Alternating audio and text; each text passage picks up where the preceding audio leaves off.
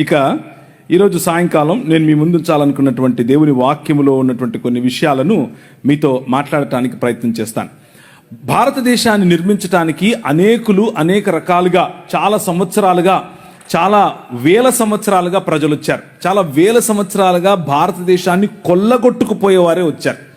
భారతదేశ నిర్మాణంలో ఎవరైనా ఉన్నారు అని అంటే ఎవరున్నారు అన్నటువంటి అంశాన్ని మనం ఈరోజు చూస్తాం. అయితే భారతదేశాన్ని కేవలం నిర్మించటం మాత్రమే కాదు, వివిధ సంస్కృతులు, వివిధ భాషలు, వివిధ ప్రాంతాలు, వివిధ రంగులున్నటువంటి చర్మాలు అన్నీ కలిసినటువంటి ఈ దేశాన్ని నిర్మించటానికి ఒక సమాజం ఎవరు ఎప్పుడు ఎలా కష్టపడ్డారు అన్న విషయాన్ని మీ ముందుంచే ప్రయత్నం చేస్తాను.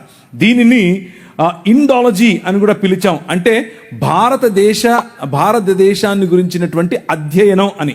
థియాలజీ అని అంటే దేవుని గురించిన అధ్యయనం, అలాగే బయాలజీ అంటే జీవమును గురించిన అధ్యయనం, అలాగే ఇండాలజీ అంటే ఇండియాను గురించిన అధ్యయనం. అంతే, సింపుల్, రైట్? సో ఇండియాను గురించినటువంటి ఈ అధ్యయనంలో ముందు మనకొక పర్స్పెక్టివ్ కావాలి, మనకొక దృక్పథం కావాలి, మనకొక పారాడైమ్ కావాలి. పారాడైమ్ అని అంటే ఆలోచన విధానం. ఈ పారాడైమ్లో ఈరోజు మనకు ఒక షిఫ్ట్ వచ్చే అవకాశం ఉంది. మీ ఆలోచన విధానంలో దేశం పట్ల, సమాజం పట్ల, అన్నిటినీ మించి బైబిల్ మనకిచ్చే అవగాహన పట్ల ఒక పారాడైమ్ షిఫ్ట్ వచ్చే అవకాశం ఉంది. కాబట్టి కొద్దిగా జాగ్రత్తగా వినేందుకు ప్రయత్నం చేయండి. ఇకపోతే ఈ సాయంకాల సమయంలో నేను పంచుకోవాలనుకున్నటువంటి మాటలు మీ ముందు ఉంచుకుంటున్నాను. స్క్రీన్ పైన మీరు చూస్తే యోహాను సువార్త 18వ అధ్యాయం 36వ వచనం కనిపిస్తుంది. యేసుక్రీస్తు పిలాతు ముందు నిలబడుకుని ఆయన మాట్లాడుతున్నాడు. గ్రేకో రోమన్ ఎంపైర్ అనంటే గ్రేకో రోమా సామ్రాజ్యం, ఆ సామ్రాజ్యం ప్రపంచమంతా విస్తరించినటువంటి సామ్రాజ్యం. రవి అస్తమించని బ్రిటిషు సామ్రాజ్యం అని మొన్న చెప్పుకున్నటువంటి వీళ్ళు రాక మునుపే అప్పుడెప్పుడో ప్రపంచంలో సూపర్ పవర్ గా నిలిచింది గ్రేకో రోమన్ ఎంపైర్. ఆ గ్రేకో రోమన్ ఎంపైర్ లో కైసర్ అగస్టస్ అనే ఆయన అందరినీ కలుపుకుంటూ వచ్చాడు. అందరికీ 10 రకాలైనటువంటి వాగ్దానాలు చేశాడు. అందులో ప్రధానమైన 3 వాగ్దానాలు: మీకు రోమన్ సిటిజన్షిప్ ఉంటే పీస్ ఇస్తున్నాను, మీకు రోమన్ సిటిజన్షిప్ ఉంటే రక్షణను ఇస్తున్నాను, మీకు రోమన్ సిటిజన్షిప్ ఉంటే జస్టిస్ అనగా న్యాయం ఇస్తున్నాను. ఈ 3 మాటలు చెప్పి అనేకులను ఆకర్షించాడు. అనేక రాజ్యాలు రోమాలో కలిశాయి. ఆ రోజులో ఉన్నటువంటి మాట all roads lead to Rome. అన్ని మార్గాలు లాస్ట్కి ఎక్కడికి వెళ్తాయి? రోముకే వెళతాయి. కైసర్ అగస్తస్ ఈ విజయాన్ని సాధించిన తరువాత ఈయన నిజానికి దౌత్యపరంగా ఎక్కువ విజయాలు సాధించాడు. కొట్లాటల కంటే కూడా, లేకపోతే యుద్ధాల కంటే కూడా దౌత్యపరమైన యుద్ధాలు ఎక్కువగా, అంటే ఒత్తిడి తీసుకుని వచ్చి ఇలాంటి ఆఫర్స్ ఇచ్చి అనేకులను తలతో కలుపుకున్నాడు. ఆయన కుమారుడు, ఆయనకు కొడుకులు లేకపోతే ఒక కొడుకును దత్తత తీసుకున్నాడు. ఆయన పేరు కైసర్ తిబేరియస్. ఆ కైసర్ తిబేరియస్ ను దత్తత తీసుకున్నప్పుడు ఇవాంజెలియోన్ వేయించాడు. ఇవాంజలిజం అని మనం మాట్లాడతామే, ఆ పదం అక్కడి నుంచే వచ్చింది. ఇవాంజెలియోన్ అంటే అర్థం ఏంటంటే డప్పు తీసుకుని మొత్తం ఊళ్ళన్నీ తిరిగి మనకు రాజు పుట్టాడు అని చెప్పటమే ఇవాంజెలియోన్ అంటే. మనకొక రాజు కలిగాడు అని చెప్పటం. మన రాజుకు కొడుకులు లేరు అని బాధపడ్డాం కదా, ఇదిగో మన రాజుకు కొడుకు పుట్టాడు అని చెప్పటం. అప్పటి నుంచి కైసర్ తిబేరియస్ తన కుమారుడు, తన తండ్రి అయినటువంటి కైసర్ అగస్తస్ చనిపోయిన తర్వాత తన విగ్రహాలు ఎక్కడ పడితే అక్కడ విగ్రహాలు పెట్టించి ఒక కొత్త కల్ట్ మొదలైంది. ఒక కొత్త కల్ట్, దాన్నే కైసర్ కల్ట్ అని పిలిచారు. Kaiser, the religion of Caesar, Kaiser మతం. ఈ కైసరు మతంలో Kaiser Augustus is god or deified Caesar, దేవుడిగా మారినటువంటి కైసరు కుమారుడైనటువంటి కైసర్ తిబేరియస్ దేవుని కుమారుడు. That was the gospel that they were preaching. ఆ రోజుల్లో వాళ్ళు ప్రచారం చేస్తున్నటువంటి ఈ సువార్త ఇది. మనకు దేవుడైనటువంటి మన రాజుకు కుమారుడు దైవ కుమారుడు అని కైసర్ అగస్తస్ యొక్క కుమారుడైన కైసర్ తిబేరియస్ ను చూపిస్తున్నారు. ఆ క్రమంలో కైసర్ తిబేరియస్ కాదు, ఐ యామ్ ద కింగ్ అని నిలబడ్డాడు నీ రాజు. ఐ యామ్ ద కింగ్ అని నిలబడినప్పుడు వచ్చిన రాజును పట్టుకొని వచ్చి బట్టలు ఉడదీసి కొట్టి ఆయన నెత్తి మీద ముళ్ళ కిరీటం పెట్టి ఇప్పుడు నిలబెట్టారు. నిలబెడుతూ మాట్లాడుతూ ఉంటే పిలాతు మాట్లాడుతూ ఉన్నాడు. పిలాతు is the representative of this Graeco Roman empire. ఈ మహా సామ్రాజ్యానికి ప్రతినిధి పిలాతు. పిలాతు నిలబడుకుని మాట్లాడుతున్నాడు. ఇప్పుడు ప్రభు అయిన యేసు క్రీస్తుతో అడిగాడు, ఏమయ్యా యూదుల రాజుకు క్రీస్తువు నీవేనా? ఎస్, నువ్వన్నట్లే, ఐ యామ్ ద కింగ్ అని చెప్పాడు. అవునా? నీకో విషయం తెలుసా? అయితే నా దగ్గర నిన్ను విడిచిపెట్టడానికి అధికారం ఉంది తెలుసా అని అన్నాడు. ఈయనన్నాడు, స్మైల్ కొట్టాడు, నీకు అర్థం కావట్లేదు, నేను వచ్చిందే ఈ రోజు కోసం, నేను వచ్చిందే మరణాన్ని చంపటం కోసం. నువ్వేంది నన్ను విడిచిపెట్టేది? నేను ఇస్తే తప్ప అధికారం నీకు లేదు, పైనుంచి ఇస్తే తప్ప అధికారం నీకు లేదు. నేను పైనుంచి దిగి వచ్చిన వాడను. సమస్త రాజ్యాలను ఒక్క రాజ్యంగా చేయటానికి, సమస్త రాజ్యాలపైన ఏలుబడి చేస్తున్న మరణాన్ని చంపటానికి వచ్చాను. ద కింగ్ ఈజ్ హియర్ అని చెప్పాడు. The king is here. అయితే my kingdom is not of this world. ఈ లోక సంబంధమైన రాజ్యం కాదు. నువ్వు అనుకుంటున్నట్లు కత్తులు కటారులు తీసుకుని, నువ్వు అనుకుంటున్నట్లు మీ నాయన చేసినట్లు దౌత్యపరమైన ఒత్తిడి తీసుకొచ్చి, లేకపోతే ఇంకేదో 11వ అధ్యాయం ఆ దానియేలు గ్రంథంలో ఒక లిస్ట్ ఉంటుంది, ఎవరెవరు ఎలా పరిపాలిస్తారు. కొందరు దోపుడు సొమ్ము పంచటం ద్వారా పరిపాలిస్తారు, కొందరు కోయలిషన్ గవర్నమెంట్ ద్వారా పరిపాలిస్తారు, కొందరు ఇచ్చకపు మాటలతో పరిపాలిస్తారు, కొందరు ఇచ్చిపుచ్చుకోవటం ద్వారా పరిపాలిస్తారు, కొందరు కులం ద్వారా పరిపాలిస్తారు, కొందరు విభజించి పాలిస్తారు, కొందరు అనేకమైనటువంటి విగ్రహారాధన కారణం చేత పరిపాలిస్తారు. అలా పరిపాలించేవారు అనేకులు. భయపెట్టి పరిపాలించేవాడు ఒకడు, శూరత్వంతో పరిపాలించేవాడొకడు. ఇలాంటి పరిపాలనా పద్ధతులు లోకములో చాలా ఉన్నాయి. ఇది లోక మర్యాద. కానీ ఈ రాజ్యం, నీ రాజు స్థాపిస్తున్నటువంటి రాజ్యం ఈ అన్ని పద్ధతులకు అతీతమైనటువంటి ఆలోచన. ఆ ఆలోచన ఒక్క మానవ సమాజం అనే ఆలోచన, ఆ ఆలోచన ఒక్క క్రీస్తు శరీరం అనే ఆలోచన. ఆ ఆలోచన తిరిగి వాదులాడేది కాదు, తిరిగి దెబ్బలాడేది కాదు, క్షమించేది. తండ్రి, వీరేం చేస్తున్నారో వీరికి తెలీదు, వీరిని క్షమించు అని తన గడ్డము పీకిన వాడిని, పిడిగుద్దులు గుద్దిన వాడికి, తరువాత ఆయనను దాన్ని ఏమంటారు, చాల్కొడితో కొట్టిన వాడిని, ఆయన మోసుకొని పోతున్నటువంటి సిలువ భారం ఇంకా పెంచాలని ఆలోచించే వారిని చూసి అన్న మాట. అది 23వ అధ్యాయం మత్తయి సువార్తలో అంటున్నాడు. పరిసయ్యులు మరియు అక్కడున్నటువంటి ఈ పాఖండులు, లేకపోతే హిపోక్రైట్స్, పైకొకటి లోపలొకటి ఉన్నటువంటి వారు అంటున్నాడు, woe to you scribes and Pharisees, hypocrites, for you tithe mint, dill and cumin and have neglected weightier matters. మీకు అవసరమైనటువంటి వాటిని మాత్రమే పట్టుకుంటున్నారు. దీంట్లో కొత్తిమీరలో 10వ వంతు ఇవ్వండి, మీ పుదీనాలో 10వ వంతు ఇవ్వండి. మీ మతం పట్టి సస్తున్నారు మీరు. కానీ చేయాల్సిందేమిటి? జస్టిస్, న్యాయం, మర్సీ, కనికరం, ఫెయిత్ ఆర్ దీన మనస్సు కలిగినటువంటి, నేను కాదు రాజు, నువ్వే రాజు అన్నటువంటి ఆలోచన. That is the kingdom of God. అది దేవుని రాజ్యం. ఇది మన నేషనలిజం. ఈ ఆలోచనను బట్టి మనం ప్రపంచములను ఆశీర్వదిస్తాం. న్యాయం ప్రతి ఒక్కరికి, కనికరం ప్రతి ఒక్కరికి, ఆయన రాజ్యం ప్రతి ఊళ్ళో, ఆయన రాజ్యం ప్రతి దేశంలో, ఆయన రాజ్యం ప్రతి తెగలో. రోమీయులకు రాసిన పత్రిక, దేవుని రాజ్యము, for the kingdom of God is not eating and drinking, but the kingdom of God is righteousness, peace and joy in the Holy Ghost. That is the kingdom of God. దేవుని రాజ్యము అనంటే తినడం తాగడం కాదు. దేవుని రాజ్యము అనంటే ఏంటి? నీతి, సమాధానము మరియు పరిశుద్ధాత్మనందలి ఆనందము. This is the basis. ఇది మనకు పునాది. ఈ పునాది పైన ఆయన తన రాజ్యాన్ని కడుతున్నాడు. ఈ పునాది పైన ఆయన తన ప్రజలను కడుతున్నాడు.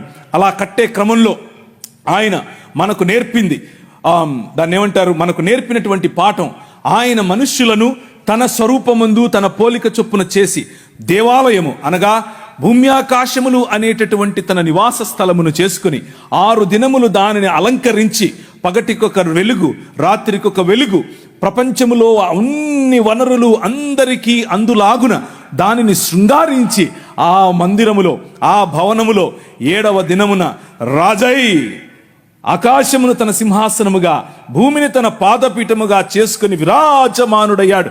నీ రాజు, ఆ రాజు నిన్ను పిలిచి అన్నాడు, యు ఆర్ మై రిప్రజెంటేటివ్. నువ్వు నా ప్రతిబింబం, నువ్వు నా ప్రతినిధి, నువ్వు నా ప్రతిమ. గో, వెళ్ళు, రాజ్యం చెయ్యి అని అన్నాడు. ఏంటా రాజ్యం? ఫలించు, అభివృద్ధి చెందు, విస్తరించు, భూమిని నిండించు, దాని మీద ఏలుబడి చేయి అని అన్నాడు. ఎలా ఏలుబడి చేయాలి? తల్లిదండ్రుల వంటి స్థానం నీకు ఇస్తున్నాను, ప్రతి వాటికి పేర్లు పెట్టే అధికారం నీకు ఇస్తున్నాను అని అంటే, కీర్తనల గ్రంథం 8లో చెప్పినట్లుగా ఆయన తన మహిమను మకుటముగా చేసి మనకు ధరింపజేసి తన చేతి పనులైనటువంటి భూమి ఆకాశముల మీద మనకు అధికారమునిచ్చి ఏలండ్రా అనంటే, ఈ లోక మర్యాదకు పడిపోయాం. ఈ లోక మర్యాద అనగా అంధకార సంబంధమైన దురాత్మ సమూహముల యొక్క అధికారము, అవి చెప్పిన మాటలు విన్న కారణం చేత మన కార్పోరియల్ రిప్రజెంటేటివ్, మన ఫెడరల్ రిప్రజెంటేటివ్ అయినటువంటి ఆదాము, మనుష్య సమాజమునకు గుర్తు అయినటువంటి ఆదాము ఆ చేసిన నిర్ణయం కారణం చేత అందరము అంధకార సంబంధమైన దురాత్మ సమూహముల యొక్క రాజ్య భాగస్థులము అయ్యాం. దాన్నే ఒరిజినల్ సిన్ అంటారు. దాన్నే మూల పాపము లేకపోతే స్వభావ సిద్ధమైన పాపము అని అంటారు. Choosing the world and rejecting God. దేవుణ్ణి రిజెక్ట్ చేయటం. మనుష్య సమాజము మూకుమ్మడిగా దేవుణ్ణి రిజెక్ట్ చేసిన కారణం చేత ఆయన ఊరుకుండలేదు. ఆయన నా సన్నిధిని మళ్ళీ మీకు ఇస్తాను, నేను మళ్ళీ మిమ్మల్ని నా కుటుంబంగా చేసుకుంటాను, నేను మళ్ళీ మిమ్మల్ని నా కుటుంబంలో భాగంగా చేసుకోవటానికి నేను ఒక ప్రణాళికను వేశాను అని అన్నాడు. భూమి ఆకాశముల మధ్య కలిగినటువంటి ఈ అగాధాన్ని ఆయన తీసివేయాలనుకున్నాడు. అందులో భాగంగా ఆయన 5 రకాలైనటువంటి కవెనెంట్స్, 5 రకాలైనటువంటి వాగ్దానాలు చేశాడు. 5 ఒకే వాగ్దానము 5 వేరు వేరు సార్లు వేరు వేరు సూపర్ పవర్స్ మధ్య చేశాడు. ఆయన ప్రతి దేశమును ఆశీర్వదించాలని, ప్రతి వంశమును ఆశీర్వదించాలని, ప్రతి గడ్డను ఆశీర్వదించాలని, ప్రతి బిడ్డను ఆశీర్వదించాలని పూనుకున్న కారణం చేత ఆయన నిమ్రోదు సమయంలో నోవహును ఎన్నుకున్నాడు. మెసొపొటేమియా సమయంలో అనగా నిమ్రోదు సమయంలో, ఆ రోజుల్లో సూపర్ పవర్ నిమ్రోదు సమయం, ఆ నిమ్రోదు సమయంలో ఉన్న సూపర్ పవర్ మధ్య నోవహును ఎన్నుకున్నాడు. ఆ తర్వాత వచ్చినటువంటి సూపర్ పవర్ మెసొపొటేమియా సివిలైజేషన్. ఆ మెసొపొటేమియా నాగరికతలో అబ్రహామును ఎన్నుకున్నాడు. నీ ద్వారా ప్రపంచాన్ని ఆశీర్వదిస్తానని చెప్పాడు. ఆ తర్వాత వచ్చినటువంటి సూపర్ పవర్ ఈజిప్టులోకి ముందే తన బిడ్డలను పంపించి వారి ద్వారా అనేకులను, ప్రపంచములను ఆశీర్వదించాడు. Hour God is interested in civilisations. మన దేవుడు ఈ ప్రజల నాగరికతల పైన ఆయనకు ఇష్టం. ప్రజల నాగరికతలలో ఒకరు విర్రవీగి ఐ యామ్ ద కింగ్ అనంటే పళ్ళు రాలగొట్టడానికి రెడీగా ఉంటాడు, కొమ్ములుంచటానికి రెడీగా ఉంటాడు. ప్రతి సివిలైజేషన్ను తన కన్నుసన్నలలో నడిపినటువంటి రాజు నీ రాజు. ప్రతి సివిలైజేషన్లో తన ఉనికిని చాటుకుంటూ వచ్చిన రాజు నీ రాజు. ఆయన నీతికి రాజు, ఆయన నీకు రాజు, నాకు రాజు, దేశములకు రాజు, సృష్టికి రాజు. He is the true king. ఆ రాజు 10 రకాలైనటువంటి దేవీ దేవతలు, 10 రకాలైనటువంటి వనరుల క్రింద బానిసత్వములో బ్రతుకుతూ ఉన్నటువంటి ఇశ్రాయేలును వారికి ఇచ్చినటువంటి వాగ్దానము కారణం చేత వారితో వాగ్దానం చేశాడు, I will build my Kingdom with you. నీ ద్వారా, నీతో నేను ఒక రాజ్యం కడతాను. Let my people go. నా పిల్లలను పంపించు, నా జ్యేష్ఠ కుమారుని పంపించు అని అంటే ఫరో అన్నాడు, లేదు అట్లా పంపిస్తాను, నేను రాజు అని అన్నాడు. నువ్వు రాజా చూస్తూ గాని, నువ్వు రాజా లెక్క పెట్టుకో అని అన్నాడు. 10 రకాలైన తెగుళ్ళు. వద్దురా బాబు వెళ్ళిపోండి మీరు అనేంత వరకు, వద్దు మళ్ళీ రావద్దు అనేంత వరకు వాళ్ళు వెళుతూ ఉంటే ముందు సముద్రం, వెనకల ఈయన సైన్యం. ఏం చేయాలి? గద్దరెక్కల మీద మోసుకొని పోయినట్లు వాళ్ళను మోసుకొని వచ్చాడు నీ రాజు. నీ తీసుకుని వచ్చిన రాజు ఆయన. నేను నీ భర్తని, నేను నీ ప్రియుణ్ణి, నేను నీ తండ్రిని, నేను నీ కాపరిని అని చెప్తూ ఉంటే, నేను నీ రాజును అని చెప్తూ ఉంటే, లేదులే నువ్వు కాదు, మాకు కనిపించే రాజు కావాలి అని చెప్పి మళ్ళీ ఆదాము చేసిన తప్పు కారణంగా వచ్చినటువంటి ఈ పాపభారాన్ని దానికి సొల్యూషన్గా ఎన్నుకున్నటువంటి ఈ ఇశ్రాయేలు వారితో చేసినటువంటి కవనెంట్, వారితో చేసినటువంటి నిబంధనను మర్చిపోయి ఆయనను తృణీకరించిన కారణం చేత మీరు చస్తారు అని చెప్పాడు. అదే నెక్స్ట్ మూవ్, నెక్స్ట్ కెమెరా ఇప్పుడు బబులోను దగ్గరికి వచ్చింది.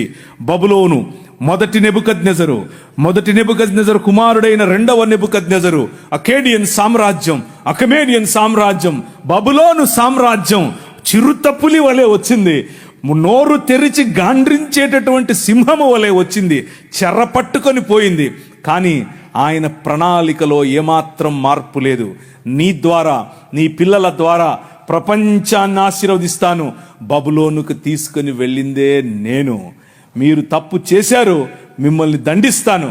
కానీ మీ ద్వారా బబులోను ద్వారా ప్రపంచాన్ని ఆశీర్వదిస్తాను.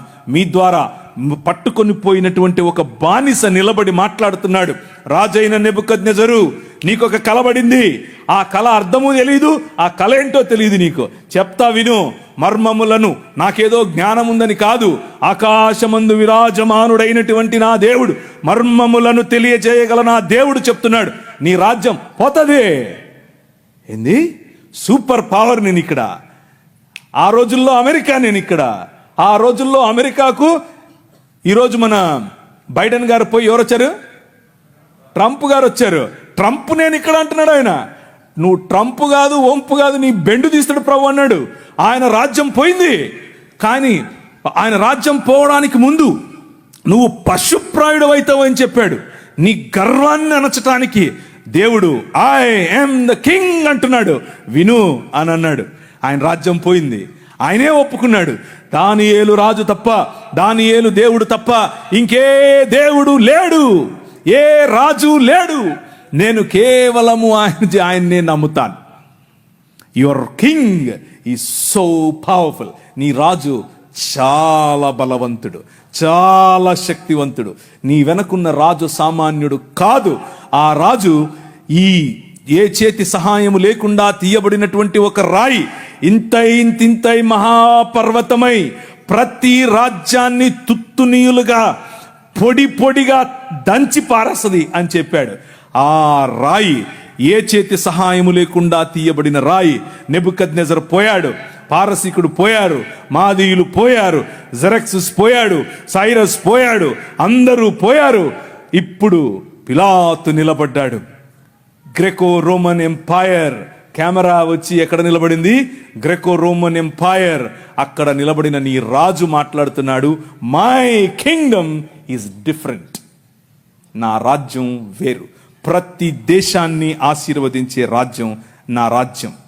నా రాజ్యం ప్రతి రాజ్యాన్ని, ప్రతి దేశాన్ని, ప్రతి భాషను, ప్రతి మతానికి చెందినవాణ్ణి, ప్రతి కులానికి చెందినవాణ్ణి, ప్రతి స్త్రీని, ప్రతి పురుషుణ్ణి, ప్రతి బానిసను, ప్రతి యజమానిని, అందరి కోసం వచ్చిన రాజ్యం. అది ఏ చేతి సహాయము లేకుండా తీసిన రాజ్యం. ఆ రాజ్యం ఇంతింతై మహాపర్వతమై ఎక్కడికి వచ్చింది? కాకినాడ ప్రాంతానికి వచ్చింది. ఎక్కడికి వచ్చింది? రాజమండ్రి ప్రాంతానికి వచ్చింది. ఎక్కడికి వచ్చింది? ఈ ఊరికి వచ్చింది. ఈ ఊర్లో పడింది ఈ రాజ్యం. వెలుగుమయమైన రాజ్యం, ప్రపంచములకు వెలుగివ్వగల నల్లట్ట పుస్తకం ఇచ్చే రాజ్యం. ఈ నల్లట్ట పుస్తకం అని అంటా ఉంటారు. కానీ ఈ నల్లట్ట పుస్తకం ఏం చేసిందో తెలుసా? రాజ్యములను కంపింపచేసింది. ప్రజలలో మార్పును తీసుకొని వచ్చింది. ఆ ప్రజలలో తీసుకొని వచ్చినటువంటి మార్పును కొద్దిగా మీ ముందుంచే ప్రయత్నం చేస్తాను. దాన్ని ఏమంటారు, ఒక కంపారిటివ్ స్టడీగా మీ ముందుంచితే ఈ రాజ్యానికి ఇంకా మిగిలిన వాళ్ళు చెప్పే రాజ్యాలకు ఉన్నటువంటి తేడా మీకు తెలుస్తుంది. రాజ్యం ఆ రోజుల్లో స్వరాజ్యం నా జన్మ హక్కు అని ఒక ఆయన అన్నాడు. ఏం పేరు ఆయన పేరు? లోకమా అట్లా చెప్పకూడదు, లోకమాన్య తిలకం చెప్పాలి. ఏంటా స్వరాజ్యం అని అడిగారు. ఏంటా స్వరాజ్యం అనంటే బ్రాహ్మణుడై ఉండే స్వరాజ్యం కావాలి, క్షత్రియుడై ఉండే స్వరాజ్యం కావాలి, శూద్రుడులాగే పడుండే స్వరాజ్యం కావాలి. ఏమయ్యా మేము వస్తామయ్యా, మేము పాలక వర్గంలో ఉంటాము అని అంటే, ఒరేయ్ మల్లిగా ఈరిగా ఏం పనిరా నీకు, కుండలు చేసుకునేటానికి నువ్వు పార్లమెంట్లోకి వచ్చి ఏం చేస్తావు? రే నీకే చెప్పులు కుట్టేటానికి నీకేంద్రా అన్నడినా. నేను సొంతంగా చెప్తున్నాను అనుకుండారు. ఆయనకు ఒక పత్రిక ఉండేది, ఆ పత్రికలో రాశాడు, స్త్రీల పట్ల ఈ స్వరాజ్యానికి ఉన్నటువంటి ఆలోచన ఏంటో తెలుసా? ఈ ముందంట పండిత రామాబాయి ఇంతమంది ఉన్నారు దేవుళ్ళు, ఒక్కడు నచ్చలే, ఆ పోయి తెల్లంతో లేచిపోయింది అని రాశాడు. నేను ఊరికే చెప్పట్లేదు, పేపర్లో రాశాడు.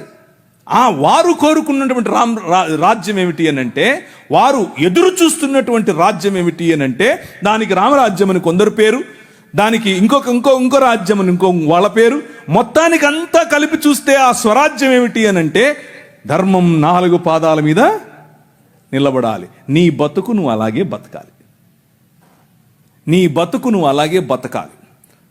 మూతికి ముంత, ముడ్డికి చీపురు, ఇదే నీ బతుకు. ఇదే చెప్పారు, నువ్వు అలాగే బతకాలన్నారు. పూణేలో అలా ప్రాక్టీస్ చేశారు. భయంకరమైనటువంటి జీవితం. ఇది వారు ఎన్నుకున్నటువంటి మార్గం, ఇది వారు చెప్తున్నటువంటి రాజ్యం. ఆ రాజ్యంలో సావర్కర్ గారు ఆ రాజ్యం కోసం పోరాడుతూ ఎన్ని పిటిషన్లు పెట్టాడు. అయ్యో బాబోయ్ నన్ను రక్షించండి, నేను ఉండను, ఇక్కడ ఈ జైల్లో ఉండను, బ్రిటిష్ వారు మీరు నిజంగా మా కోసం వచ్చినటువంటి కాళీమాత లాంటి వారు, మీరు ఈ ముస్లింల నుంచి మమ్మల్ని రక్షించడానికి వచ్చినటువంటి దేవుడు. వాళ్ళని పొగడాడాయన, పొగిడి పిటిషన్లు పెట్టిదిగా మీ స్క్రీన్ మీద కనిపిస్తోంది. పిటిషన్లు పెట్టి మరి నన్ను బయటకు తీసుకురమ్మని అడిగితే ఆయన్ను బయటకు తీసుకొచ్చారు. 1913లో ఒకటి, నవంబర్ 14 1913లో ఒకటి, ఫిబ్రవరి 2 1948లో ఒకటి, 1950లో ఒకటి చెప్తే పెడతనే ఉన్నాడు.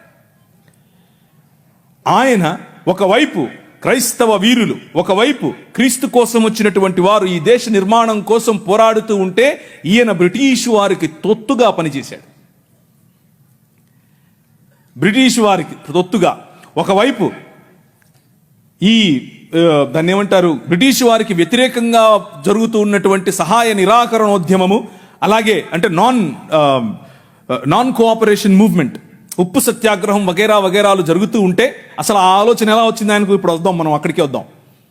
అలాంటివి జరుగుతూ ఉంటే ఈయన అలా కాదు, బ్రిటిష్ ఆర్మీలోకి వెళ్ళి చేరండి, దానికోసం అప్లికేషన్ పెట్టండి, నేను సిఫారసు చేస్తానని ప్రజలను రిక్రూట్ చేసుకుంటున్నాడు ఆ రోజుల్లో. అది వీళ్ళ భావజాలం. కానీ మన భావజాలం ఏమిటి, వీరి భావజాలం ఏమిటి? బంచ్ ఆఫ్ థాట్స్ అనే పుస్తకంలో గోల్వల్కర్ గారు అని అంటే ఎవరంటే, మొట్టమొదటి RSS యొక్క సరసంఘచాలక్ గారు. ఆయన చెప్పినటువంటి మాటలు, ఆయన ఉద్దేశంలో ఏంటి అసలు అంటే, ఒక హిందువు ఏ విధంగా almighty Purusha Sukta where in it is stated that the sun and the moon and his eyes, stars and the skies are created from his nabhi. ఇది వాళ్ళకు కావలసినటువంటి ఆలోచన విధానం. అంటే ఇది అఖిలాండ కోటి బ్రహ్మాండమైనటువంటి దేశము. నాభి నుంచి ఒకరొచ్చారు, కాళ్ళ నుంచి ఒకరొచ్చారు, చేతుల నుంచి ఒకరొచ్చారు. ఇది చెప్పడమే వాళ్ళకు కావలసినటువంటి రాజ్యం. ఆ రాజ్యాన్ని వారు అలాగే కట్టారు. Cost is the highest evolved state ever in the world అని చెప్పాడు. అంటే కులాన్ని నిర్మించటం, కులంలో బ్రతకటం, కుల ప్రాతిపదికన ఉండటం మాత్రమే స్వరాజ్యం అని చెప్పాడు. అలా బ్రతికితేనే మనం భారతీయులం అని చెప్పాడు.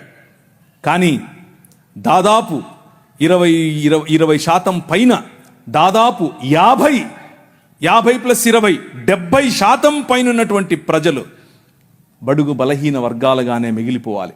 బడుగు బలహీన వర్గాలుగానే చదువుకు దూరంగా ఉండాలి. బడుగు బలహీన వర్గాలుగానే అధికారానికి దూరంగా ఉండాలి. బడుగు బలహీన వర్గాలుగానే విద్యకు, వైద్యానికి, గౌరవానికి దూరంగా ఉండాలి. ఇది వారు కలలు కన్నటువంటి రాజ్యం. వారు కలలు కన్నటువంటి రాజ్యం అదైతే, మనం కలలు కన్నటువంటి రాజ్యం ఏమిటి? సమానత్వం. మనం కలలు కన్నటువంటి రాజ్యం ఏమిటి? అందరికీ చదువు. మనం కలలు కన్నటువంటి రాజ్యం ఏమిటి? ఇప్పుడు చెప్తాను కాసేపు ఉంటే. కానీ వీరితో పాటుగా ఇస్లామీ సహోదరులు కూడా ఒక మూవ్మెంట్ తీసుకుని వచ్చారు. మాకు ఒక రాజ్యం కావాలి. వారు కలలుగన్నటువంటి రాజ్యం ఏమిటి, వాళ్ళు కలలుగన్నటువంటి నేషనలిస్టిక్ ఐడియాలజీ ఏమిటి అని అంటే, ఒక ఆయన మొహమ్మద్ ఇక్బాల్ గారు, ఇంకొక ఆయన మొహమ్మద్ అలీ జిన్నా గారు, వీళ్ళిద్దరూ కలిసి వీళ్ళిద్దరి యొక్క భావజాలం ఏమిటి అని అంటే, కేవలము షరియా ప్రకారం బ్రతికేటటువంటి రాజ్యం కావాలి. షరియాలో ఏముంటుంది? షరియా అని అంటే అదేదో తినేది అనుకుండేది. షరియా అంటే చాక్లెటో లేకపోతే పాయసమో కాదు. షరియా అంటే అర్థం ఏంటంటే వారి ధర్మశాస్త్రం, షరియా లా ప్రకారం బ్రతికేందుకు ఒక రాజ్య నిర్మాణం చేయాలి అని వారు కలలు కన్నారు. ఇంతకు ఏంటి షరియాలో? అవును ఉందాంలే, షరియాలో ప్రాబ్లం ఏంటి అని అనుకుంటున్నారా? నో. షరియాలో ఏముంటుంది అని అంటే, నువ్వు వేరే మతాన్ని ప్రాక్టీస్ చేస్తే నువ్వు బ్రతికుండటానికి పన్ను కట్టాలి. దాన్నే జిజియా పన్ను అని అంటారు. నువ్వు బతికుండటానికి పన్ను కట్టాలి. మొదట అస్సలాము అలైకుం అని ఆయన అనడు, నువ్వే అనాలి. అనకపోతే జైలు. నువ్వు రోడ్డు మీద నడుచుకుంటూ వస్తూ ఉంటే అవతల నుంచి మౌలవీ సాబ్ వస్తుంటే నువ్వు కిందికి దిగాలి. ఎక్కడో విన్నట్టుందా ఇది? సనాతనంలో ఉండేదే ఇది కూడా, కొత్తదేం కాదు. వాళ్ళు ఇక్కడ నుంచి కాపీ కొట్టిందే. ప్రతి ఒక్కటి అక్కడి నుంచి తీసుకొచ్చి వీళ్ళు ఒక లా అని పెట్టి దానికి షరియా అని పేరు పెట్టారు. ఇప్పుడు ఒక 5-6 నిమిషాల తర్వాత చెప్తాను ఇంకా ఏమేమి ఉంటాయో అక్కడ. సో ఇస్లాం ప్రకారంగా వారు స్థాపించాలనుకుంటున్నట్టు రాజ్యాలు, మీరు అనేకులు మిడిల్ ఈస్ట్కి వెళ్ళి పనిచేసే వాళ్ళు బహుశా మీలో ఉన్నారు. బహుశా మీకు తెలిసిన వారు అనేకులు, ఈ ప్రాంతం నుంచి అనేకులు మిడిల్ ఈస్ట్కి వెళ్ళి పనిచేస్తున్నారు. వాళ్ళని అడిగి చూడండి ఇస్లామీ రాజ్యాలు ఎలా ఉంటాయో. వాళ్ళు కలలుగన్నటువంటి రాజ్యం అది. మా రాజ్యంలో ఇలా ఉంటుంది, మా రాజ్యంలో కొందరికే ప్రివిలేజెస్, పురుషులకే ప్రివిలేజెస్, గడ్డమున్నోళ్ళకే ప్రివిలేజెస్. అలాంటి రాజ్యం యొక్క కలలు వాళ్ళు కన్నారు. కానీ ఈ దేశ నిర్మాణం చేసినటువంటి క్రైస్తవ సమాజం, ఈ దేశ నిర్మాణం చేసినటువంటి క్రైస్తవ సమాజం కలలుగన్నటువంటి రాజ్యం స్క్రీన్ మీద మీకు కనిపిస్తా ఉంది. 1807లో abolishment of the slavery act నీ రాజు తీసుకొచ్చాడు. జోగిని అనే వ్యవస్థను కూల్చడానికి నీ రాజు తీసుకొచ్చాడు. 1930లో ముత్తులక్ష్మిరెడ్డిని నిలబెట్టి మెడ్రాస్ లెజిస్లేటివ్ కౌన్సిల్లో ఈ దేవదాసి వ్యవస్థను నాశనం చేయటానికి, దాన్ని తీసి పారేయండి అని పిల్లు పెట్టింది. నీ రాజు పంపగా వచ్చిన వ్యక్తులు ఆంధ్ర జోగిని యాక్ట్ మనం తీసుకొచ్చాం. ఇంగ్లీష్ ఎడ్యుకేషన్ ఫర్ ఎవ్రీబడి, ప్రతి ఒక్కరికి 1835 మనం తీసుకొచ్చాం. 1795 రైట్ టు ప్రాపర్టీ. అంతకుముందు ఎవరు భూములు కొనటానికి లేదు. బడుగు బలహీన వర్గాలు భూములను స్వాధీనం చేసుకునేవాళ్ళు.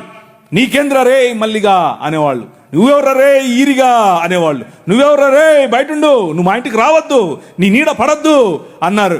కానీ నీ రాజు నీకు అధికారం ఇచ్చాడు. భూమి కొనుక్కునే అధికారం, భూమిలో పండించుకునే అధికారం, పండించిన దాన్ని తినే అధికారం నీది. అంతకు ముందేమయ్యేది? భూమి తీసుకుని కష్టపడి మంచిగా పనిచేసి ఇంత పండు వండిన తర్వాత వస్తాడు అయ్యగారు, ఏట్రా ఇది ఏటి బాబండింది, అమ్మగారికి కావాలంటే ఇచ్చిరాపో అంటే నోరు మూసుకొని ఇవ్వాలి అంతే. అదే చట్టం. కానీ ఈరోజు అది కాదు. నువ్వు పండించింది నువ్వు తింటావు, నువ్వు పండించింది నీ పిల్లలు తింటారు, నువ్వు పండించింది ధైర్యంగా నీకోసం పెట్టుకుంటావు, పొదుపు చేసుకుంటావు. కారణం ఏమిటి? నీ రాజు, రాజులకు రాజు, ప్రభువులకు ప్రభువు, కైసర్ అగస్తస్ మరియు కైసర్ తిబేరియస్ల ప్రతినిధి అయిన పిలాతు ముందు నిలబడుకొని నా రాజ్యము నీ రాజ్యము లాంటిది కాదని చెప్పాడే ఆ రాజు. Right to property, right to education, abolishing killing children. చిన్న పిల్లలను కొనుక్కొని వెళ్ళేవాళ్ళు రాజు. ఆయన ఒకసారి రాశారు, ఈ దాన్ని ఏమంటారు, కాటన్ గారు ఆయనకు రాసినటువంటి కాటన్ గారి గురించి రాసినటువంటి ఒక పుస్తకంలో ఇలా రాసిందట. ఏంటంటే వాళ్ళ ఇంట్లో పనిచేసేటట్టు ఒక ఆయమను వచ్చి ఒక ₹1 ఇవ్వమ్మా అని అడిగింది. ఆ రోజుల్లో ₹1 ఎందుకమ్మా అంటే, నేను వెళ్ళి రాజమండ్రిలో ఒక ఆడపిల్లను కొనుక్కొచ్చుకుంటాను అంటుంది. ఏంటి కొనుక్కొచ్చుకుంటావా? ఎందుకు? అది మన పరిస్థితి ఆ రోజుల్లో. పిల్లలు నమ్ముకునేటటువంటి బతుకులు, తినటానికి లేని బతుకులు, పిల్లలు నమ్ముకునేటటువంటి బతుకుల నుండి నీ రాజు, నువ్వు అమ్మటానికి వీలు లేదు, నువ్వు చంపటానికి వీలు లేదు. నిర్మాణం కట్టాలంటే పిల్లల్ని చంపరారు, ఏదైనా రోడ్డు వేయాలంటే పిల్లల్ని చంపుతారు, రక్తం పడాలంటారు. ఇలా పిల్లలను, మన పిల్లలను చంపుతూ ఉంటే ఆపింది. నీ రాజు రైట్ టు ఎడ్యుకేషన్ 1913. నువ్వు పెళ్లి చేసుకుంటే నీ భార్య 7 రాత్రులు బ్రాహ్మణుడితో పడుకోవాలి. ఇది ఈ దేశ చట్టం. నువ్వు నల్లగా ఉన్నావట, నీకు దాన్ని ఏమంటారు బట్టతలు ఉందంట, రింగులు ఎంటుకలు ఉన్నాయంట, కాబట్టి నువ్వు దాసుడివి, దస్యుడివి, నువ్వు రాక్షసుడివి, నువ్వు మ్లేచ్ఛుడివి. కాబట్టి నీ జీవితాన్ని మార్చాలంటే, కాబట్టి నీ వంశాలు మంచిగా మారాలంటే బ్రాహ్మణుడితో నీ భార్య పడుకోవాలి. కలిగే పిల్లలు ఎలా ఉంటారు? అప్పుడు ఆర్యీకరణ జరుగుతుంది. కృణ్వంతో విశ్వమార్యం అన్నారు. అంటే అర్థం ఏంటి? ఈ ప్రపంచం మొత్తాన్ని కూడా ఆర్యీకరణ చేయాలి అన్నది వారి రాజ్య కళ. The kingdom of Rama, but the kingdom of God, దేవుని రాజ్యం ఏమన్నా తెలుసా? ఎవరితో పడుకోవక్కర్లేదు. My blood is enough, I will cleanse you from all sin. ప్రతి పాపము నుండి యేసు రక్తము నిన్ను కడిగి పరిశుద్ధునిగా చేస్తుంది. ఎవరి దగ్గర పడుకోవక్కర్లేదు. మనం ఈ దేశానికి ఒక చట్టం ఇచ్చాం. ఏం చట్టం ఇచ్చాం? 1819లో. ఇదంతా నేను సుత్తి కొడుతున్నా అనుకున్నారా? చట్టం ఇది. ఒక్కసారి చరిత్ర తిరిగేయండి. ఇదంతా నీ రాజు చేశాడు ఈ దేశానికి. నీ రాజు తీసుకొచ్చాడు. నల్లట్ట పుస్తకం మోసుకొచ్చినోళ్ళు కష్టపడి పిల్లులు వేసి రిట్ పిటిషన్లు వేసి నిలబడి కొట్లాడి నీకు ఇచ్చిన హక్కిది. That is the kingdom of God. No discrimination, right to sit, abolishing child marriages. ఇలా చెప్పుకుంటూ పోతే ఎన్ని చట్టాలు చేశాం మనం. రైలు మనది, పోస్ట్ ఆఫీస్ మనది, ఐఏఎస్ తెచ్చింది మనం, ఐపీఎస్ తెచ్చింది మనం. తెలుగు భాషను మ్లేచ్ఛ భాష అన్నారు. అరే ఏం భాష మాట్లాడుతున్నాడు మ్లేచ్ఛుడా అంటే, తెలుగు భాషలో డిక్షనరీ, మొట్టమొదటి డిక్షనరీ మంది.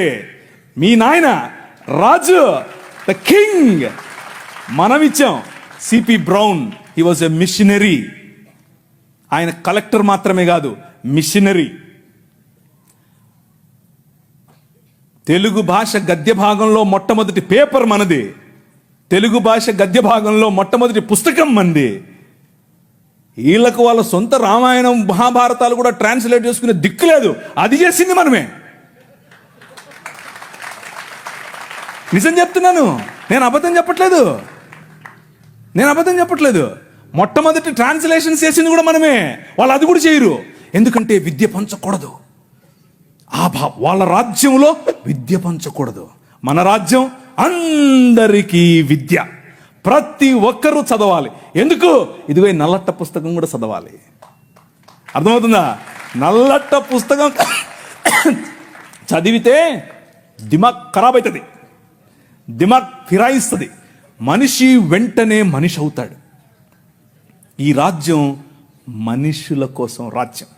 ఆ రాజ్యం తలకాయలో నుంచి వచ్చిన వాళ్ళకి మాత్రమే రాజ్యం, భుజాల్లో నుంచి వచ్చిన వాళ్ళకే రాజ్యం. ఈ రాజ్యం అందరి రాజ్యం, అందరికీ సుభిక్షత, అందరికీ పట్టభద్రత్వం. అలెగ్జాండర్ డఫ్ అనే ఒక ఆయన ఎంతమంది ఉన్నారు ఈ పేరు? ఒకరు, ఇద్దరు, ముగ్గురు, ఒక 10-15 ఉన్నాయి. మిగిలిన వాళ్ళు ఒక చెంచా నీళ్లు తీసుకొని దూకండి. అలెగ్జాండర్ అంటే పొరపాటున మీరు ఆ గ్రీకు ఒక ఆయన వచ్చాడు గుర్రం వేసుకొని, ఆయన అనుకుంటారు కాదు, ఈయన వేరే. అలెగ్జాండర్ డఫ్. ఈయన రవి అస్తమించని బ్రిటిష్ సామ్రాజ్యం పైన ఇన్ఫ్లుయెన్స్ తీసుకొచ్చాడు. ఏం ఇన్ఫ్లుయెన్స్ తెలుసా? నా పిల్లలు చదవాలి, మా భారతీయ పిల్లలు చదువుకోవాలి. వీళ్ళు అన్నారు, ఎందుకు, మాకు అవసరం లేదు, మీ పాశ్చాత్య విద్యతో మేమేం చేస్తాం, మేము మంత్రాలు చదువుతాం. ఆయన అన్నాడు, మంత్రాలకు చింతకాయలు నైరాల్తా హై.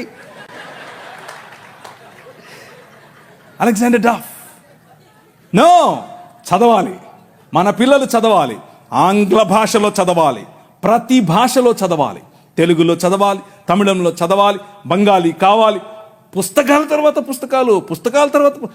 ఈ అలెగ్జాండర్ డఫ్ యొక్క ఇన్ఫ్లుయెన్స్ కారణం చేత ఈశ్వరచంద్ర విద్యాసాగర్, అలాగే రాజా రామ్మోహన్ రాయ్ ఇలాంటి వాళ్ళు నిలబడి, ఎస్, మా పిల్లలు చదవాలి, మా పిల్లలు కూడా చదవాలి, మంత్రాలకు మేమేం చేసుకోవాలి, అవసరం లేదు, ఎల్లమ్మకు పుల్లమ్మకు పోయి మీరు చదువుకోండి అని యూనివర్సిటీస్ ఒకే సంవత్సరంలో అటువైపు మెడ్రాస్ యూనివర్సిటీ, ఇటువైపు బాంబే యూనివర్సిటీ, ఇటువైపు శ్రీరాంపూర్ యూనివర్సిటీగా ఈ రోజు ఏదైతే ఉందో బైబిల్ కాలేజ్ అనుకుంటున్నారో అది ఆ రోజు కల్కటా యూనివర్సిటీ.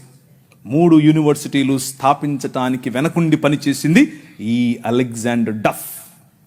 ఈయన ప్రభావం, ఈయన ఇన్ఫ్లుయెన్స్ కారణం చేత మెకాలే అనే ఒక వ్యక్తిని ఈ దేశానికి పంపించారు. పోయి చూసి రాపో బాబు, అసలు చదువు అవసరమా లేదా. ఆయన ఇచ్చినటువంటి నివేదిక, ఎస్ అందరూ చదవాలి. ఇంతమంది కూర్చొని ఉన్నారు, బైబిల్ సంకలో పెట్టుకుని ఓ వెళ్ళిపోతున్నారు, బాగుంది. కానీ ఏడి ఒక్క అలెగ్జాండర్ డఫ్? మీ ఊరి ఎమ్మెల్యేని ఇన్ఫ్లుయెన్స్ చేసే దమ్ముందా నీ దగ్గర? మీ ఊరి ఎంపీ దగ్గర నిలబడుకొని మాకు ఇది కావాలి అని అడిగే దమ్ముందా నీ దగ్గర? అలెగ్జాండర్ డఫ్ నీకోసం కొన్ని 100 సంవత్సరాల క్రితం నీ పిల్లల కోసం ఆలోచించాడు. ఎలా కట్టాం మీ దేశాన్ని తెలుసా? దూరదృష్టి, దూరంచే యుద్ధవాసనను పసిగట్టడం. యోబు గ్రంథంలో రాసినట్టు,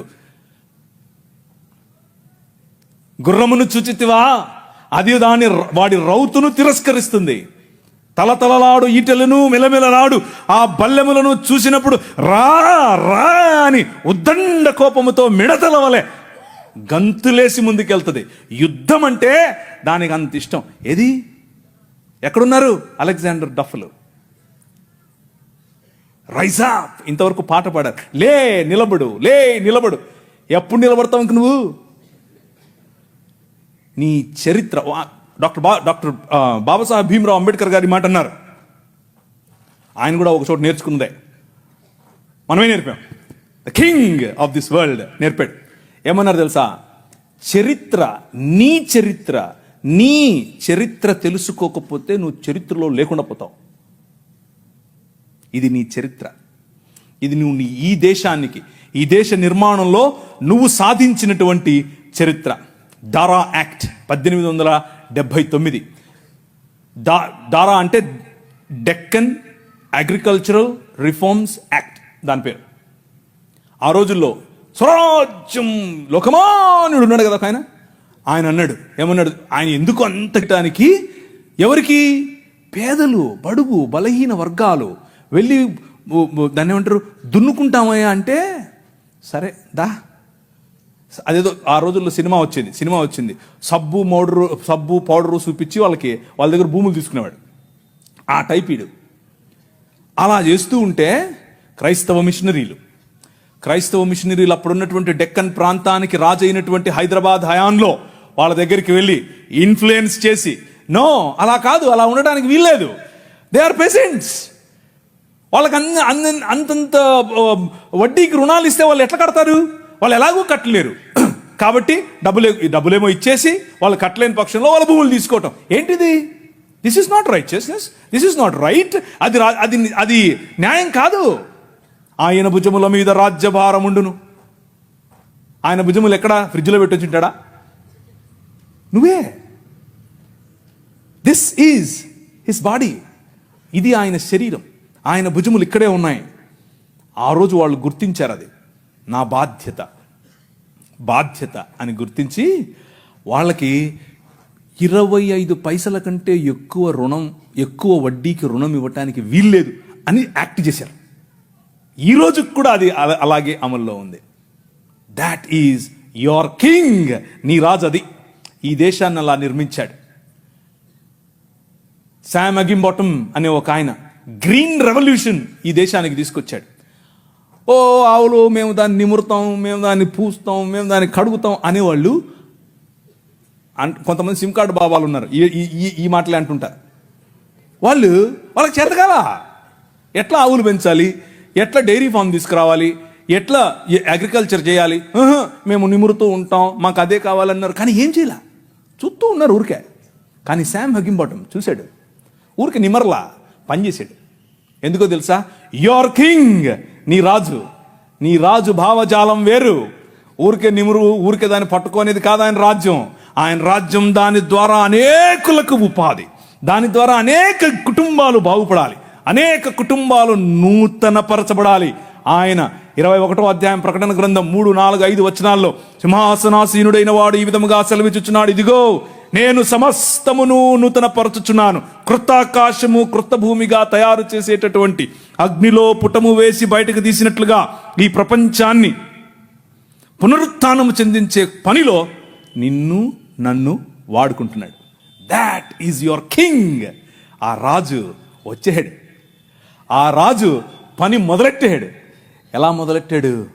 ప్రతి సమాజాన్ని పట్టుకోవటం ద్వారా, ప్రతి ప్రభుత్వాన్ని ప్రభావితం చేయటం ద్వారా, ఆనాడు నిమ్రోదు సమయం మొదలుకొని ఈనాడు నరేంద్ర మోదీ గారి ప్రభుత్వం వరకు హీ ఈజ్ ద కింగ్. ఆయనే నడుపుతున్నాడు, ఆయనే చేస్తున్నాడు. మన జీవితాలను మరింత ప్రభావవంతమైనదిగా చేయటానికి ఈరోజు భారతదేశం అన్ని దేశాల కంటే రిలీజియస్ మైనారిటీస్ పైన ఒత్తిడి తీసుకొని రావటంలో, వారిని హింసించడంలో ప్రపంచంలో ర్యాంక్ నంబర్ 1 మనం. నంబర్ 1 ర్యాంక్ మొన్నే వచ్చింది. రిలీజియస్ మైనారిటీస్ అంటే మనమే. మనలను హింసించటంలో భారతదేశం నంబర్ 1. పాకిస్తాన్ కాదు, ఆఫ్ఘనిస్తాన్ కాదు, సోమాలియా కాదు, ఎవరు కాదు, భారతదేశమే. చచ్చిపోయిన వాళ్ళను కూడా గుంత తవ్వి బయటకు తీస్తున్నారు ఛత్తీస్గఢ్లో. ఎందుకు చేస్తున్నారో తెలుసా? ఇదంతా భయం. ఏంటా భయం? వీళ్ళందరినీ మనుషులు చేస్తున్నారు, వీళ్ళందరూ సమానం అంటున్నారు. మనుష్యత్వం, మతం మనుష్యత్వం ఎదుట నిలబడలేదు. భయం దానికి. మతానికి నిజమైన మనిషిని చూస్తే భయం. నిజమైన మనుష్యులను తయారు చేసేటటువంటి దేవుని రాజ్యం, నిజమైన మనుష్యత్వాన్ని ఈ ప్రపంచంలో వెలుగుగా ప్రకాశింపచేయటానికి పిలువబడినటువంటి దేవుని రాజ్యం. ఆ రాజ్యం నిలబడాలి, ఆ రాజ్యం పోరాడాలి, ఆ రాజ్యం భయంకరమైనటువంటి ఈ ఒడుదుడుకులలో కూడా నిలబడాలి. అలా నిలబడటానికి మీరు, మీ సమాజం, మీ సంఘం పాటు పడాలి. అలా పాటు పడతారని నేను విశ్వసిస్తున్నాను కూడా.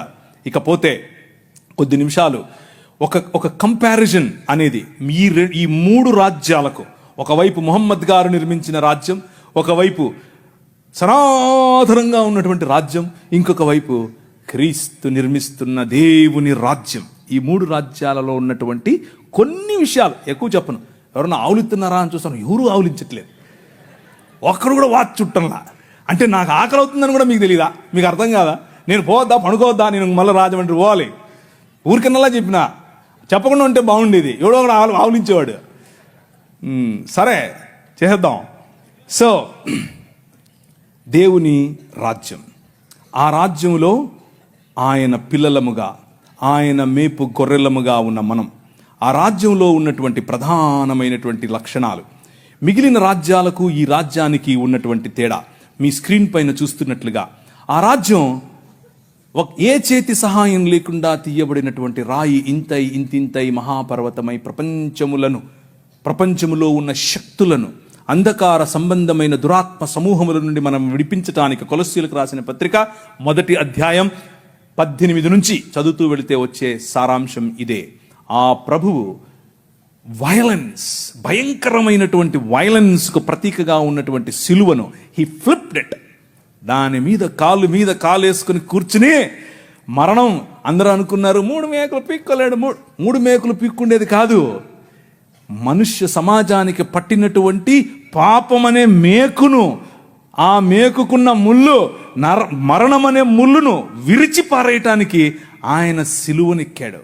సిలువనెక్కి ప్రపంచాన్ని మార్చటానికి, ప్రపంచములో దేవుని రాజ్య సువార్త ప్రకటించటానికి, ప్రపంచములో the presence of his countenance, దేవుని సన్నిధి మన మధ్యకు తీసుకుని రావటానికి, ఇమ్మానుయల్ అనేటటువంటి ఎక్స్పీరియన్స్ మనకి ఇవ్వటానికి, ఆయనే స్వయంగా పగటిలో మేఘస్తంభముగా, రాత్రిలో అగ్నిస్తంభముగా, నీళ్ళిచ్చు బండగా ఎలా అయితే ప్రపంచములో ప్రతి సమయములోనూ తన ప్రమేయాన్ని మనుష్యుల మధ్యలో చూపిస్తూ వచ్చాడో, పురాతన కాలము మొదలుకొని శాశ్వత కాలము, ఇప్పుడు భారతదేశంలో, ఇప్పుడు మిగిలిన దేశాల్లో, ఇప్పుడు అమెరికాస్, ఇప్పుడు ద హోల్ వరల్డ్ లో తన ప్రమేయాన్ని చూపిస్తున్నాడు. ఆయన ప్రెజెన్స్, ఆయన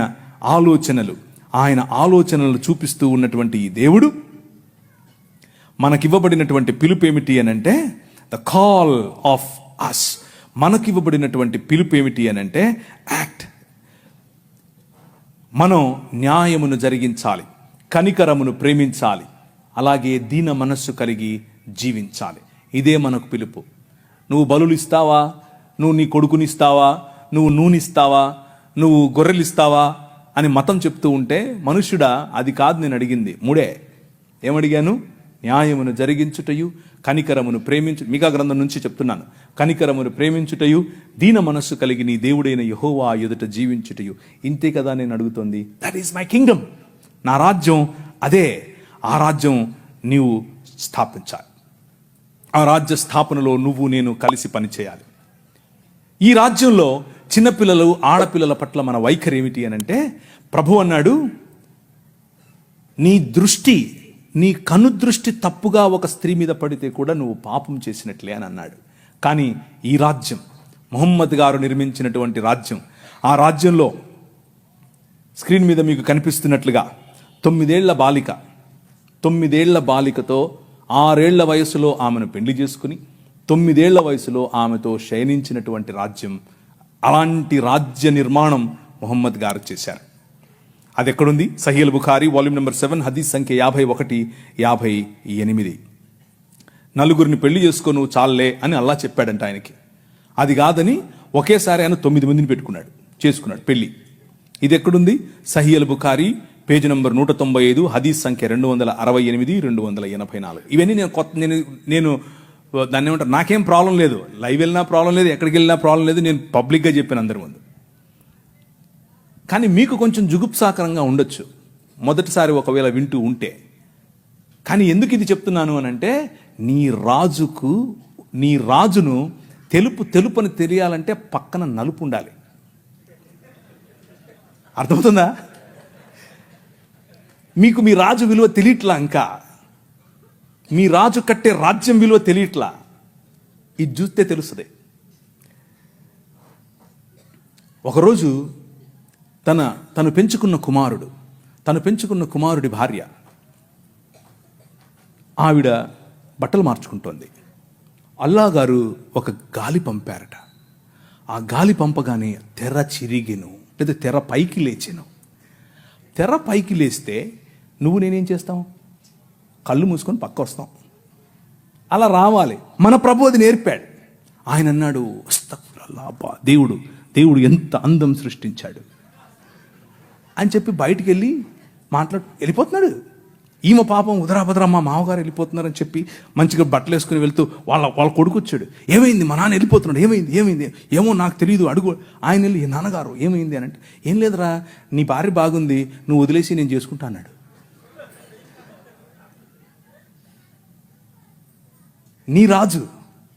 నీ రాజు క్యారెక్టర్ ఆలోచించు ఒకసారి. ఎలా చేస్తాడు నీ రాజు?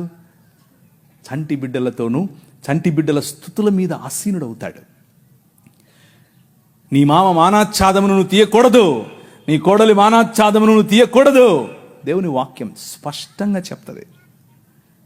వీరు నిర్మించే రాజ్యానికి, నీ రాజు నిర్మించే రాజ్యానికి ఉన్న తేడా అది. ఇవన్నీ చూపించి సనాతనం చున్నలు చూశారా మా దగ్గర ఇలాంటివి ఇలా చెప్తుంటారు. ఓ మాకు తెలియదులే అని. అది కూడా చూద్దాం అన్నాను ఒకరోజు నేను. మొన్న ఒక ఆమె వచ్చింది, తెల్ల జుట్టేసుకుని. ఆమె అంతా ఆస్ట్రేలియన్ లాగా ఉంది. నేను ఆమె ఆస్ట్రేలియన్ అనుకున్నాను. కాదు, ఆమె నేను ఇంగ్లీష్లోనే డిబేట్ చేస్తాను. సరే ఇంగ్లీష్లో మాడదాం రా అని కూర్చొని మాడుకుంటున్నాం. ఆమెకి కంటెంట్ చూపిస్తుంటే ఇదంతా తూచి అంటుంది. నేను ఒప్పుకోను, నేను ప్రిపేర్ కాలేదంటుంది. నేను అడిగాను, నేను రమ్మని, నువ్వే చెవు అంటుందమ్మా లైవ్లో. ఏ సబ్ దిస్ ఈజ్ ఆల్ రాంగ్ ఏంటి? ఇక్కడ కనిపిస్తుంది కదా, టెక్స్ట్ పెట్టాను కదా. మన సహోదరులకు తెలియదు ఇది ఇలా ఉంది. ఆ పుస్తకంలో, ఈ పుస్తకాల్లో ఇలా రాసుకున్నారని వాళ్ళకి తెలియదు. అందుకు ఆ సమస్య. శ్రీ బ్రహ్మవైవర్త పురాణం part 2 chapter number 35 page number 340. Okay, అందులో బ్రహ్మగారు స్వయంగా తన కూతురుతో శయనించడం చాలా గ్రాఫికల్గా రాశారు. ఋగ్వేదం మండలం 10 సూక్తం 61 వచనం 5 మీకు అక్కడ అండర్లైన్ చేసి చూపించాను. తన కూతురుతో ఆయన పెళ్లి చేసుకోవటం మరియు తన కూతురిని ఆయన అనుభవించటం. అంత మాత్రమే కాదు, శంకర భగవత్పాదులు అని మన కాకినాడ నుంచి ఒక ఆయన చెప్తుంటాడు చూసారా. ఆ శంకర భగవత్పాదులు అంటే ఇంకెవరో కాదు, ఆది శంకరాచార్యుడు. ఆది శంకరాచార్యుడు నేను చూపించినటువంటి ఋగ్వేదం 10వ మండలానికి ఆయన వ్యాఖ్యానం రాశాడు. ఆ వ్యాఖ్యానం అక్కడ ఉంది. ఏమనుంది అని అంటే, ఈ ఉపనిషత్తుల్లో ఉన్నటువంటి మాట ఇంకేదో కాదు, విరాజ్ అయినటువంటి మను అనగా బ్రహ్మగారు తన కూతురుతో నిజంగానే శయనించాడని రాశాడు. కానీ మన పిలుపు ఏమిటి? What is our calling? మన పిలుపు ఏమిటి?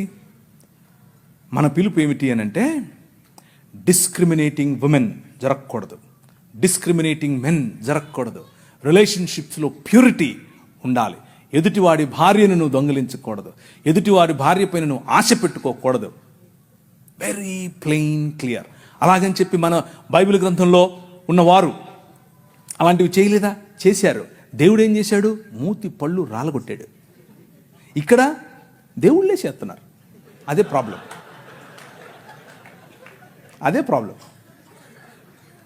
అదే ఆయన నిర్మించే రాజ్యంలో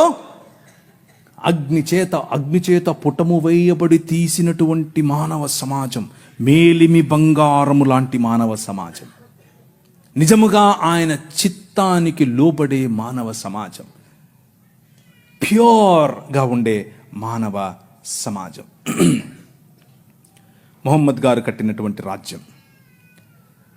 ఆయన అన్నారు, స్త్రీలు అరబుద్దోళ్ళు అన్నాడు.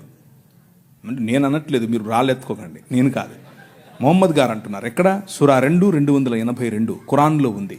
సహీల్ బుఖారీ 3వ హదీసు 26:58. ఎవరు? స్త్రీలు అర్రబుద్దోళ్ళు.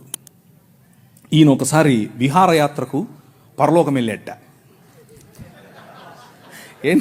ఇదంతా నేను ఏదో స్టోరీ చెప్పట్లేదు, మీ కళ్ళ ముందు ఉంది, కావాలంటే చూసుకోండి, ఆ రెఫరెన్స్లు మీరు వెళ్ళి చూడండి. ఓకే. ఈయన విహారయాత్రకు వెళ్ళి పైన ఆయన అల్లాహ్ గారితో మాట్లాడి, అల్లాహ్ గారితో సంభాషణ చిట్చాట్ అయిపోయిన తర్వాత ఎన్నికొస్తున్నాడు.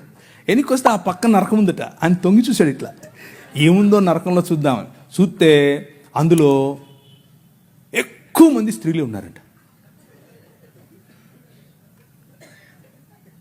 ఆయన పోతే పోయాడు, అల్లాతో మాట్లాడితే మాట్లాడాడు, పోతే తొంగి చూశాడు. ఆయనకు స్త్రీలు కనపడటం ఏంటి? ఆయన ఉద్దేశం ఏంటంటే, స్త్రీలు నరకపాత్రులు.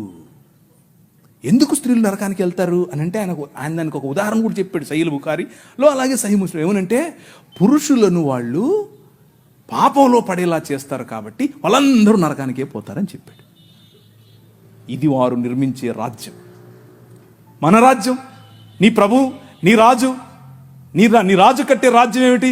ఆయన దగ్గరికి ఒక ఆమె, పడుపు వృత్తి, ఒళ్ళమ్ముకునే ఆమె వచ్చి జటామాంసి అత్తరుబుడ్డి తీసుకుని వచ్చి పగులు కొట్టి తన కాళ్ళ మీద పోసి తన తల వెంట్రుకలతో తుడుస్తూ ఉంటే అమ్మా అని పిలిచాడు. అర్థమవుతుందా? పాపంలో పట్టబడిన స్త్రీని ఈడ్చుకుని వచ్చి కొట్టండి అంటే, ఒరేయ్ మీలో తప్పు చేయనుడు ఫస్ట్ ఏంటి రా అన్నాడు. ఎక్కడికక్కడ వెళ్ళిపోయారు అందరూ. అమ్మా నేను ఏం చేయను, వెళ్ళిపో అన్నాడు. ఈ రాజు పైకి వెళ్ళి తొంగి చూసేది కాదు, అక్కడి నుంచి వచ్చాడు. ఆయనకు తొంగి చూడాల్సిన పనే లేదు, అక్కడి నుంచే వచ్చాడు. అక్కడి నుంచి వచ్చి ఎక్కడికి వెళ్ళారు తెలుసా? ఒక్క స్త్రీ బావి దగ్గరికి వస్తుంది, నీళ్లు పట్టుకుంటుంది. ఈ రాజు, జగములనేలే రాజు, తన చేతి పనులుగా ఉన్నటువంటి భూమి ఆకాశములు, ఆకాశము తన సింహాసనం, భూమి తన పాదపీఠం. కానీ ఈ రాజు బిందెలెట్టుకుని నీళ్ళెట్టుకునే దగ్గరికి వెళ్తాడు. అక్కడ కూర్చొని వెయిట్ చేస్తాడు. ఆమె వస్తే, అమ్మా నీళ్ళు ఇస్తావా అంటాడు. Look at the difference between these two kingdoms. ఈ రెండు రాజ్యాలకు ఉన్న తేడా. ఆ వైఖరి స్త్రీల పట్ల, ఈ వైఖరి స్త్రీల పట్ల. నీ రాజు స్త్రీలను గౌరవించే రాజు, నీ రాజు స్త్రీలకు డిగ్నిటీని ఇచ్చే రాజు. అందుకనే ఈ దేశంలో ఏం జరిగిందో తెలుసా? ఈ దేశంలో ఇంకొక 5 నిమిషాల్లో ఎవడో ఒకడు ఆవులించకపోతే చెప్తాం ఈ కథ. ఈ దేశంలో స్త్రీలు జాకెట్లు వేసుకోకూడదు. అది చట్టం. మొన్న రీసెంట్గా సినిమా కూడా వచ్చింది ఒకటి, అదేదో జరగలేదు అనుకుండేరు, అది జరిగింది. అది ఈ దేశంలో ఉన్న చట్టం. ఎందుకు అనంటే మన దేవుడైనటువంటి బ్రాహ్మణుడు నడుచుకుంటూ వస్తే అది ఆడో మగో తెలియాలి, కాబట్టి ఇప్పి చూపించాలి. ఏం లాజిక్ ఇది? ఏం లాజిక్? అవును, ఇది ఎవరికి ముఖ్యంగా బడుగు బలహీన వర్గాలకు జాకెట్లు వేసుకునే అధికారం లేదు అన్నారు. ఎందుకు లేదు? వేసుకోకూడదు నువ్వు అన్నారు. వేసుకుంటే స్తనాలు కోశారు. మీ స్తనాల బరువు చూసి దానికి పన్ను విధించారు. బాగా బలిశావులే కట్టు అన్నారు. కానీ ఒక పేరు చెప్తాను, విన్నోళ్ళు చేయొద్దండి. Charles Mead. నేను వెళ్ళిపోతున్నా.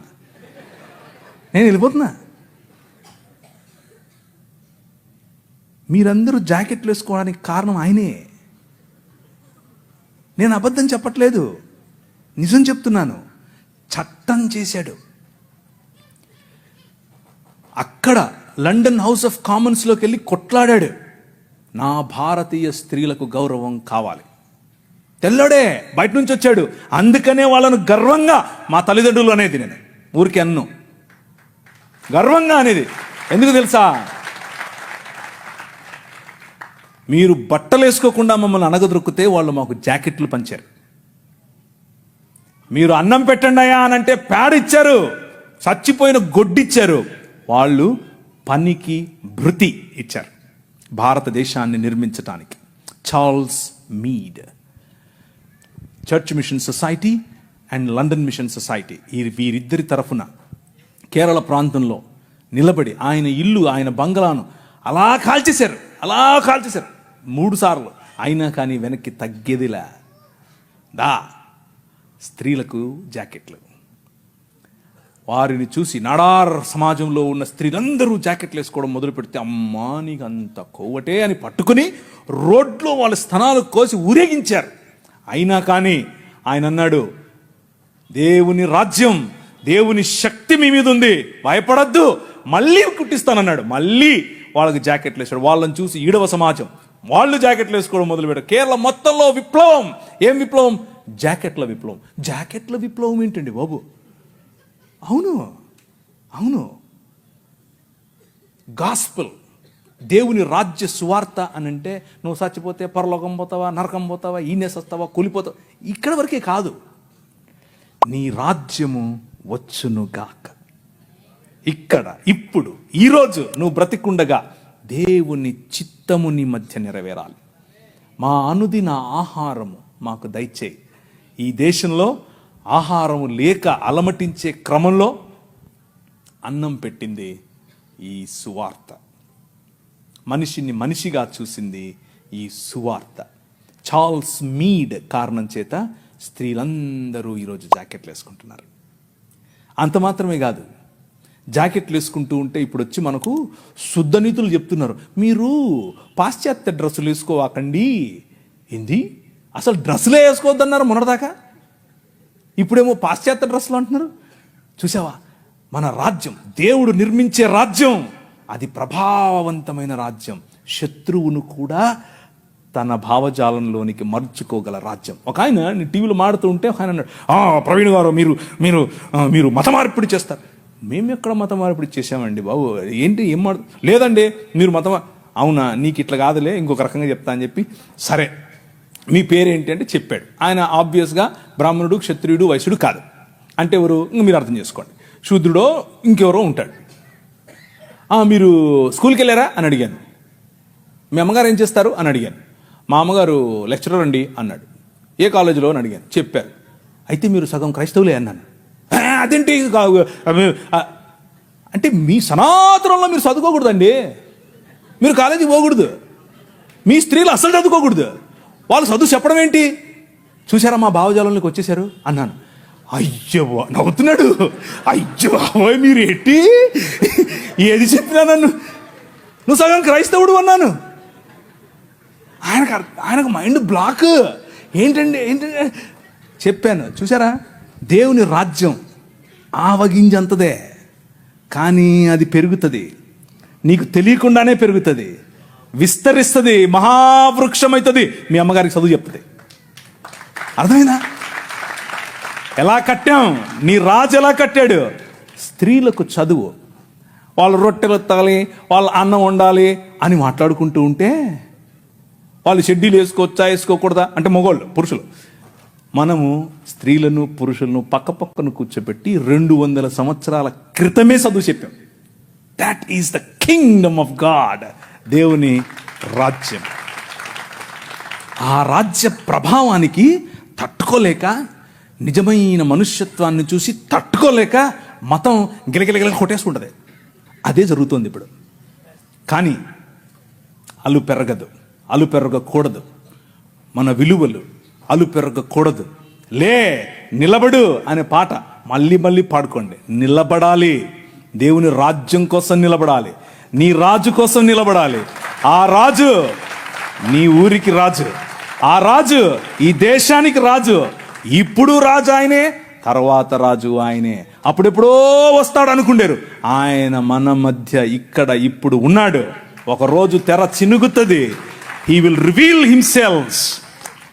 Behold the king is here. వచ్చాను అని చెప్తాడు. తలలోంచుకుంటే ప్రార్థించుకుందాం. మీరు ఆవలించట్లా, అందుకనే ఇక కాలదు, ఇక సరిపోదు.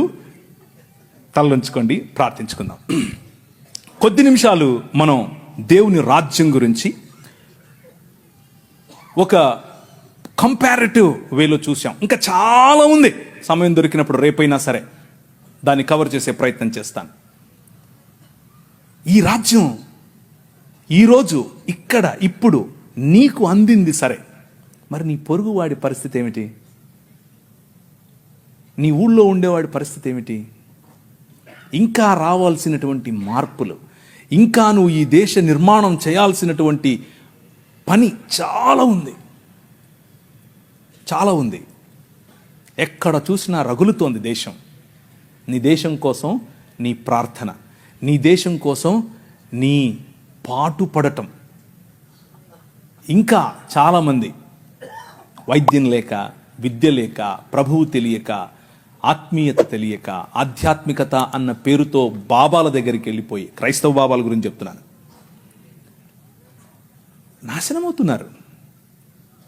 Your responsibility my brother, my sister. ఈ రాత్రి కాలం లెట్ మీ రిమైండ్ యూ, ఇది నీ బాధ్యత. ఈ రాజ్య విస్తరణ నీ బాధ్యత. ఈ రాజ్య స్థాపన ఆయన బాధ్యత, స్థాపించాడు. ఈ రాజ్య విస్తరణ ఆయన కడుతూ ఉన్నప్పుడు ఆయనతో కలిసి జతపని వాడై కట్టే బాధ్యత నీది. సంగీత రూపంలో కట్టాలి, సాంకేతిక నిపుణతతో కట్టాలి, వాక్య పరిచర్యతో కట్టాలి, మిషనరీలుగా కట్టాలి, రాజకీయవేత్తలుగా కట్టాలి, విలేకరులుగా కట్టాలి. ప్రతి రంగములో ఈ రాజ్యాన్ని స్థాపించి విస్తరింప చేయగల దేవుని ప్రజలు, దేవుని పౌరులు, దేవుని రాజ్య పౌరులు లేవాలి. ఆ విధంగా ప్రభు మనల్ని ఆశీర్వదించినట్లు ప్రార్థించుకుందాం. కృపగలిగిన తండ్రి, మీరు మా మధ్యలో ఉండి మాతో మాట్లాడి మాకు కొన్ని విషయాలు తెలియజేసి, తద్వారా ప్రభు మా జీవితాలలో ఒక మార్పు, మా జీవితాలలో ఒక సవాలు, ఆ సవాలుతో ప్రభు మేము మీ కొరకు మరింత బలము కలిగి బ్రతకటానికి సహాయం చెయ్యమని, మాకు సవాలునివ్వమని, ఆ సవాలుతో మమ్మల్ని ప్రభు పురికొల్పమని చిన్ని ప్రార్థనను మా ప్రభు అయిన యేసు క్రీస్తు నామమున అడిగి వేడుకుంటున్నాం తండ్రి. ఆమెన్.